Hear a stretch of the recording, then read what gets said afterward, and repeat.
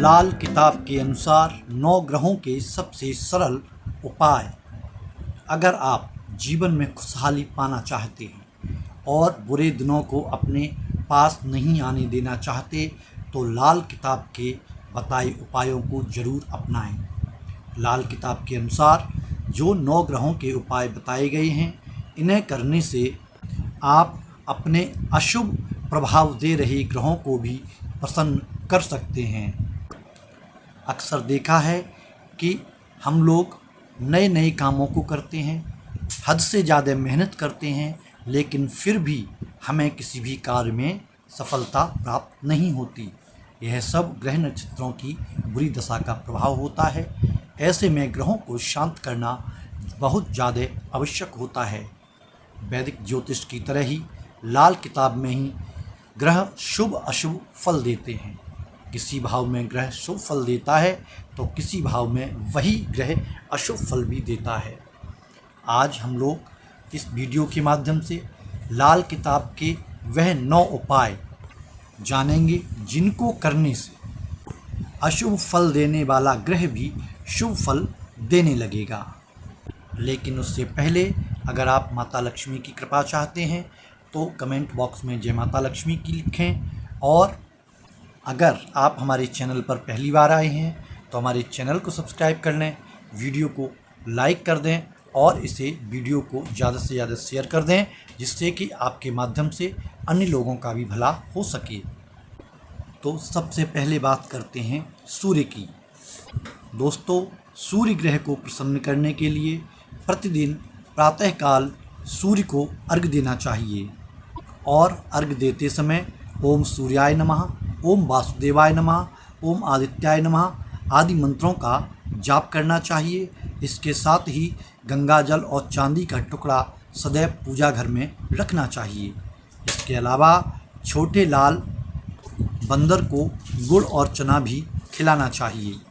अब बात करते हैं नंबर 2 चंद्रमा की। जी हाँ दोस्तों, अगर किसी जातक की कुंडली में चंद्रमा कमज़ोर स्थिति में है तो एक लोटे में गंगा जल, दूध, चावल और शक्कर मिश्रित जल से चंद्रमा को अर्घ्य देना चाहिए। शमशान या अस्पताल में प्याऊ लगवाना चाहिए, खरगोश पालने चाहिए और सोमवार को सफ़ेद कपड़े में मिश्री बांधकर बहते हुए जल में प्रवाहित करनी चाहिए।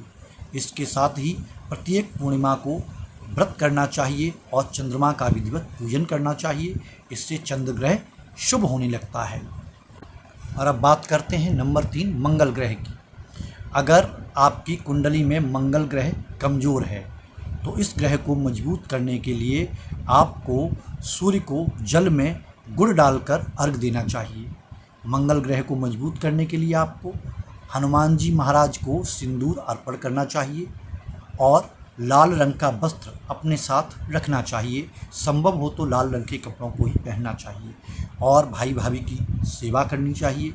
पानी में आपको रेवड़ी बहानी चाहिए और मंगलवार के दिन तांबा, लाल वस्त्र, लाल चंदन, लाल फूल या मसूर की दाल का दान करना श्रेष्ठ माना जाता है। नंबर 4 बुध ग्रह।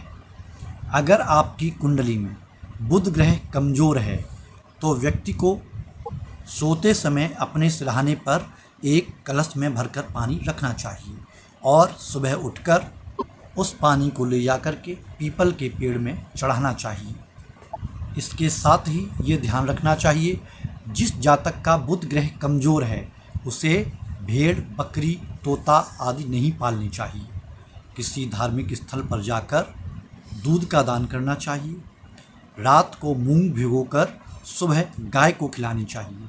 मांस, मदिरा आदि के सेवन से बचना चाहिए और गले में तांबे का सिक्का पहनना चाहिए। ऐसा करने से बुध ग्रह आपके अनुकूल होगा। और अब बात करते हैं नंबर 5 गुरु की।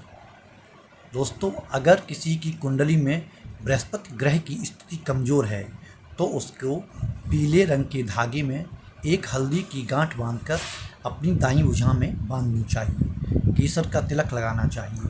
सोने की चैन पहननी चाहिए। सांप को दूध पिलाना चाहिए। पीले कपड़े में चने की दाल बांधकर श्री हरि विष्णु के मंदिर में दान करनी चाहिए। साथ ही प्रतिदिन मंदिर की साफ सफाई भी स्वयं जाकर करनी चाहिए। और अब बात करते हैं नंबर 6 शुक्र ग्रह की। अगर कुंडली में शुक्र ग्रह को मजबूत करना है तो इसके लिए आपको अपने घर में तुलसी का पौधा और सफ़ेद फूलों का पौधा लगाना बेहद शुभ होगा।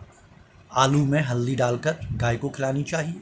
इसके साथ ही अपनी माँ की सेवा करनी चाहिए। सफ़ेद पत्थर पर सफाई करने के बाद उस पर चंदन को घिसें, फिर उस घिसे हुए चंदन को बहते हुए जल में बहा दें। जिसका शुक्र कमज़ोर है उसको गुड़ नहीं खाना चाहिए। चरित्र भी अच्छा रखना चाहिए। काली गाय को घास खिलानी चाहिए और स्त्रियों का सम्मान करना चाहिए। अब बात करते हैं नंबर 7 शनि की। दोस्तों, अगर आपकी कुंडली में शनि ग्रह शुभ फल नहीं दे रहा है, शनि की बुरी दृष्टि से बचने के लिए हर दिन हनुमान जी के चालीसा का पाठ करना चाहिए। इसके साथ ही बंदरों को गुड़ और चना खिलाने चाहिए। बंदरों को केले खिलाने चाहिए। बरगद के पेड़ की जड़ में दूध डालकर उसी मिट्टी से तिलक करना चाहिए। और शनिवार के दिन कम से कम 10 नेत्रहीन व्यक्तियों को भोजन कराना चाहिए। शनिवार के दिन तिल, उड़द, लोहा, भैंस, तेल, काले कपड़े, काली गाय और जूतों का दान करना श्रेष्ठ माना जाता है। गणेश जी की सेवा करने से शनि ग्रह की स्थिति आपकी कुंडली में मजबूत होती है।